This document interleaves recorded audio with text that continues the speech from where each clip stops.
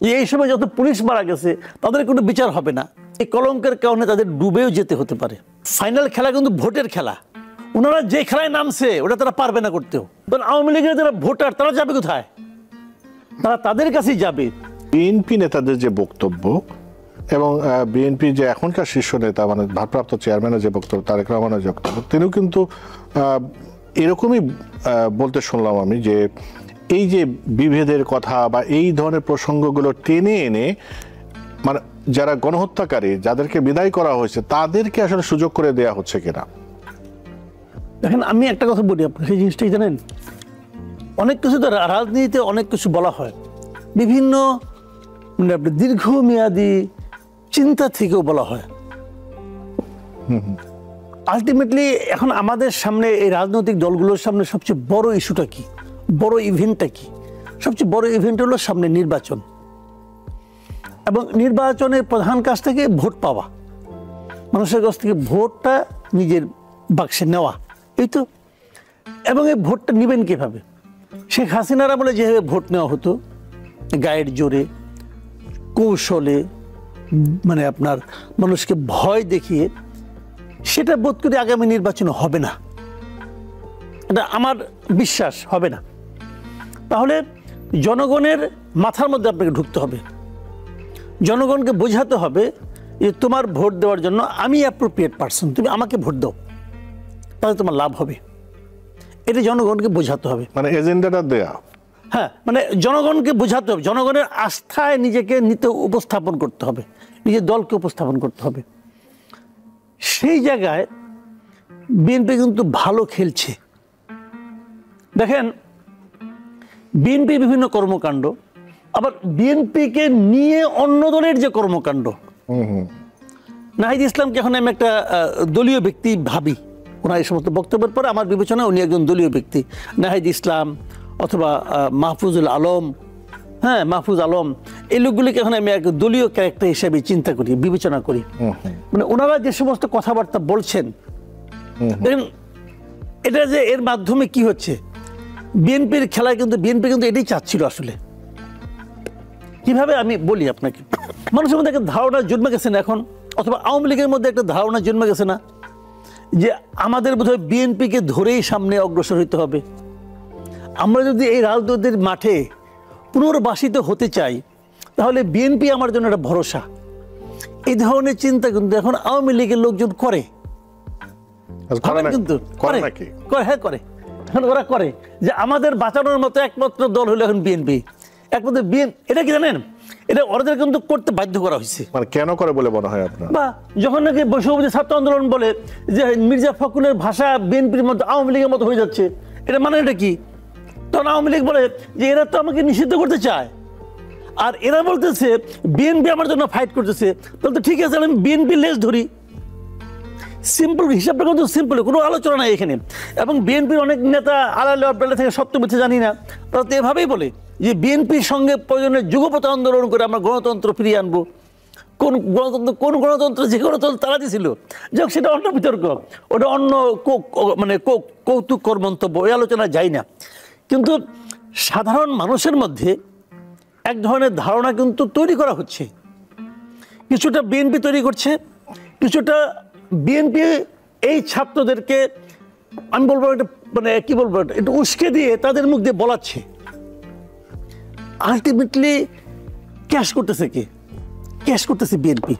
উদাহরণ দিয়ে বলি, আওয়ামী লীগের ভোট, আওয়ামী লীগ সবচেয়ে খারাপ ভোট যেবার কম ভোট পাইছে এটা 2001 সালে। 2001 সালে নির্বাচনে আওয়ামী লীগ মাত্র 62টি আসন পেয়েছিল। সেইবারও আওয়ামী লীগ কত ভোট পেয়েছিল জানেন? 2,26,65,000 ভোট। আচ্ছা, যেবার নাকি তারা সবচেয়ে খারাপ করেছে সেইবারও তারা 2 কোটির উপরে ভোট পাইছে, 2.25 কোটি ভোট পাইছে। এখন লোক সংখ্যা বেড়েছে, ভোটার বেড়েছে, ওটা কিন্তু টোটাল ভোটের 40% ছিল। বিএনপি এবার বেশি যেছে, 179টার মতো পাইছে বোধ হয়, সেভাবে বিএনপিও 40% পাইছে, 40.97 কাছাকাছি, 41-এর কাছে 40.97, আর এদের মধ্যে 40.12 না এরকম কিছু একটা হবে। মানে 1% ডিফারেন্স হয় নাই। তো ভাই যেবার তারা সবচেয়ে খারাপ করে সেইবারও তারা 2 কোটি ভোট পায়। এই ভোটগুলি যাবে কই? এখন যদি এই ধরনের একটা ধারণা তৈরি হয় যে বিএনপি আমাদের উদ্ধারকর্তা, তখন তারা কিন্তু এই ভোটগুলি 2 কোটির মধ্যে মানুষের মধ্যে এখন তো বাড়ছে, আরো বাড়ছে, মানে দেশের জনসংখ্যা বাড়ছে। ধরলাম এই 10 বছর 15 বছর অপশাসনের কারণে, আত্মগ্লানির কারণে 10% ভোট কমে গেছে ধরলাম, তবু তো একটা হিউজ ভোট। নির্বাচন আমি শুরুতেই বলছি, সামনে কিন্তু ফাইনাল খেলা কিন্তু ভোটের খেলা। তো এই খেলায় তো এই বাচ্চারা ভুল করতেছে রে ভাই, দরকার তো নাই কোনো। ওনারা যে খেলায় নামছে ওটা তারা পারবে না করতেও। ওনারা যদি আওয়ামী লীগকে যদি মনে করেন, যদি আওয়ামী লীগকে এখন মানে ভোটের থেকে বাদ দিয়ে দেয়, কারণ আওয়ামী লীগ ইলেকশন করতে পারলো না, ওরা তো মনে করলো জিতলো, আমি তো মনে করি হারলো। এই কারণে তোর আওয়ামী লীগ ইলেকশন করতে পারলো না, তোর আওয়ামী লীগের যারা ভোটার তারা যাবে কোথায়? তারা তাদের কাছেই যাবে যারা তাদেরকে নিষিদ্ধ করার ক্ষেত্রে ভূমিকা রাখছিল। সেটা কারা? অবধারিতভাবে বিএনপি। তো এটা কিন্তু আমি একটা মানে জাস্ট হাইপোথেটিক্যাল কথাবার্তা বললাম, হয়তো আমাকে আমি এইভাবে বলাটা ঠিক কিনা আমি যাই না, কিন্তু আমি কিন্তু এইভাবে ফিল করি। শিক্ষার্থীদের রাজনৈতিক দল গঠন নিয়ে বেশ কয়েকদিন ধরে আলোচনা হচ্ছে। তারেক রহমানও মন্তব্য করেছে, রাজনৈতিক দল গঠন সবাই করতেই পারে, কিন্তু রাষ্ট্রীয় সহায়তায় দল হচ্ছে কিনা বা সেদিকে যাচ্ছে কিনা, আপনি এই বিষয়ে আপনি কি বলবেন? যে রাজনৈতিক শিক্ষার্থীদের রাজনৈতিক দল গঠন হচ্ছে এটা আমরা বুঝতে পারছি, তারাও বলছে, কিন্তু প্রশ্ন হচ্ছে রাষ্ট্রীয় বা সরকারের সহযোগিতায় দল হচ্ছে কিনা। আপনি যদি আজকে থেকে ঠিক 1 মাস আগের একটা ঘটনা বলি আপনাকে, আমি পঞ্চগড়ে এই যে নাগরিক কমিটির যে মুখ্য সংগঠক সার্জিস আলম, সেখানে উনি বলেছিলেন যে এটা কোনো নাগরিক কমিটির কথা বলেছেন, এটা কোনো রাজনৈতিক দল হবে না, এটা একটা রাজনৈতিক শক্তি হবে। এবং রাজনৈতিক দল এবং রাজনৈতিক শক্তির মধ্যে পার্থক্যটা কি, এটা উনি সুন্দর করে একাডেমিক্যালি ডিফাইন করে দিয়েছেন।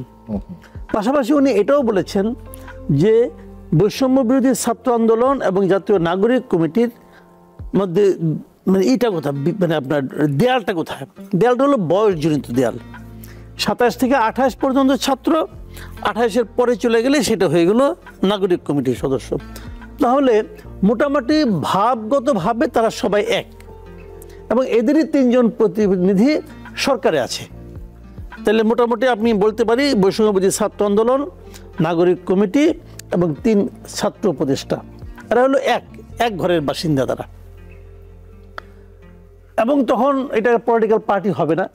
আবার পরশুদিন দেখলাম ওনাদের যে সদস্য সচিব আক্তার হোসেন, উনি বলছেন যে ফেব্রুয়ারির 2nd উইক নাগাদ তারা একটা দল হিসেবে আত্মপ্রকাশ করবে। নাম নিয়ে আলোচনা হচ্ছে, প্রায় 100-র মতো নামের প্রস্তাব এসেছে, তারা ভেবে দেখবে কোনটা হবে। তারপরে এর মধ্যে আবার আপনাদের একটা পত্রিকা রিপোর্ট দেখলাম, তাদের গঠনতন্ত্র তো তৈরি হচ্ছে। সেই গঠনতন্ত্র তারা যেদিন দলের ঘোষণা দিবে তার 2-1 দিন আগে তারা ঘোষণা করবে, এবং তারা নির্বাচনে আসবে। নির্বাচনে যে আসবে এটা আমরা আরো আগে থেকে বুঝতে পারছিলাম। কেন? যে উপদেষ্টাদের তাদেরও তো নিজ নিজ এলাকা আছে। উপদেষ্টা 3 জন ছাত্রদের, 3 জনের 3টা এলাকা আছে, 3 জায়গায় বাড়ি আছে। ওই এলাকাগুলোতেও কিন্তু আওয়াজ পাওয়া যাচ্ছে যে তারা নির্বাচন করবে। আমি তো আপনার কুমিল্লা বাড়ির কাছে আছে, কুমিল্লা মুরাদনগরে, এখানে তো আমার কিছু বন্ধু বান্ধব আছে, তার সঙ্গে আলাপ করেছি। তারা তো বলছে যে ওনারা তো মানে আমাদের এই যে আসিফ মোহাম্মদ সজীব ভুইয়া, উনি যে নির্বাচন করবেন এটা মুরাদনগরে সবাই জানে। আচ্ছা। এবং ওনার লোকজন যাচ্ছে ওখানে, উনি এর মধ্যে ওখানকার প্রশাসনেও কিছু পরিবর্তন আনছেন শোনা যাচ্ছে। কুমিল্লা জেলারও কিছু প্রশাসনের চেঞ্জ আসছে। আর উনি তো এখন এলজিআইডি মিনিস্টার, ওনার সে ক্ষমতা, অনেক বড় ক্ষমতা আছে, অনেক বড় ক্ষমতা, এলাকার উন্নয়নের ক্ষমতা এখন পুরো তার হাতে। তো সেক্ষেত্রে ওই এলাকায় তারা প্রভাব পড়া শুরু করেছে।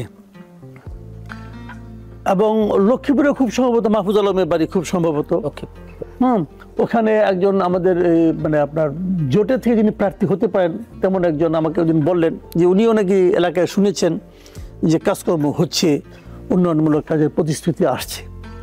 তো যা হোক, সত্য মিথ্যা বলতে পারবো না, উনি বলতে পারবেন। তো এটা উনি আমাকে বলেছেন, একদম সরাসরি বলেছেন। তো এই ধরনের ঘটনা কিন্তু ঘটছে, তার মানে ওনারা নির্বাচনে আলটিমেটলি যাচ্ছেন। এবং যে কথাটা আপনি বললেন যে সরকারি সহায়তা, হ্যাঁ সরকারি সহায়তা, এটা নিয়ে আর মধ্যে কোনো দ্বিধা নাই। কারণ এখন ছাত্রদল যদি কোনো একটা দেন, বাংলাদেশে এই মুহূর্তে মাঠে থাকা ছাত্র সংগঠনগুলোর মধ্যে ছাত্রদল এবং ছাত্র শিবির এই দুটো হলো বড় সংগঠন।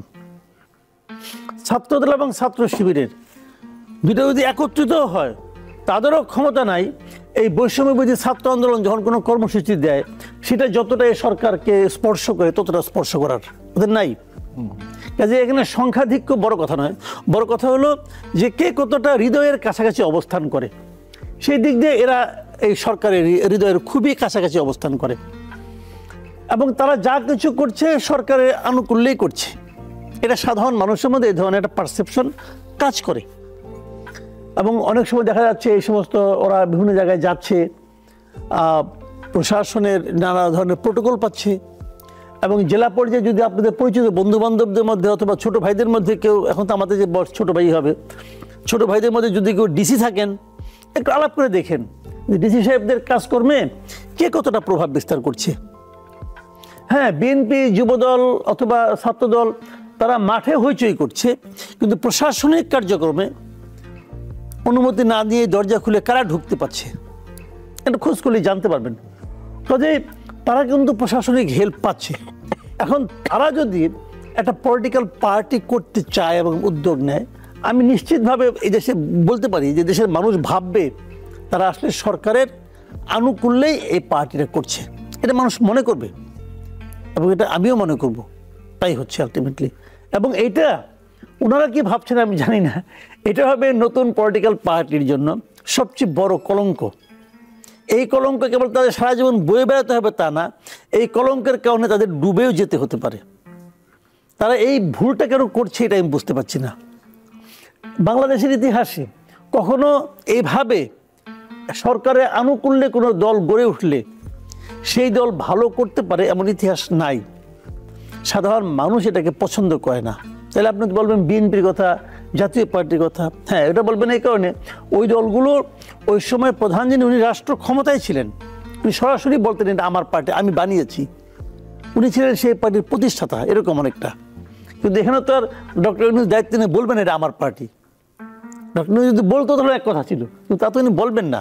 তখন এটা হবে কি জানেন, এটা হবে ওই কিংস পার্টি, আরেকটা কিংস পার্টি। কিংস পার্টির ভবিষ্যৎ পৃথিবীর কোথাও ভালো হয় না। যেটা বলতে সরকারের পারফরমেন্সের কথা যেহেতু আসলো, আইন শৃঙ্খলা একটা বড় মানে এখন মাথা ব্যথার কারণ হয়েছে। আপনি যদি দেখেন যে আজকে একটা পত্রিকায় দেখলাম যে প্রতি মাসে গড়ে 31 জন খুন হচ্ছে, 5 মাসের একটা হিসাব দিয়েছে, কিন্তু সরকার এই জায়গাটা কেন ব্যবস্থা নিতে পারছে না? না, এটা তো পারার কোনো কারণ নাই। পারার জন্য কি সরকার চেষ্টা করছে? আমার তো এটাই মনে হয়। দেখেন আইন শৃঙ্খলার ব্যাপারটা কি, মানে খুনটাই কিন্তু একমাত্র প্যারামিটার নয়। আপনি মানুষকে জিজ্ঞাসা করে দেখেন, মানুষ যে কোনো অভিযোগ নিয়ে লোকজন তো থানায় যায়। আপনি যে কোনো ঢাকা শহরে, আমি একটা এক্সপেরিমেন্ট আপনাকে বলি, যে কোনো একটা থানার সামনে যে আপনি ঘন্টা 2 দাঁড়ায় থাকেন চুপচাপ, দাঁড়ায় দেখেন থানায় কয়টা লোক ঢুকে এবং কয়টা লোক বের হয়ে আসে। বের হয়ে আসার সময় তারা কি মনোভাব নিয়ে বের হয়ে আসে। মানুষ থানাগুলোতে যে কোনো রকম আশার বাণী পায় না এখন আর। ক্ষুধা না করুক, যদি রাস্তায় আপনার কখনো মোবাইল ছিনতাই হয়, আপনি যে থানায় যাবেন, যে বলবেন, আপনি থানার যিনি লিখবেন ওনার লেখায় এবং কথায় আপনি এমন কোনো ভরসা পাবেন না যেটা আবার ফেরত পাওয়ার কোনো সম্ভাবনা আছে।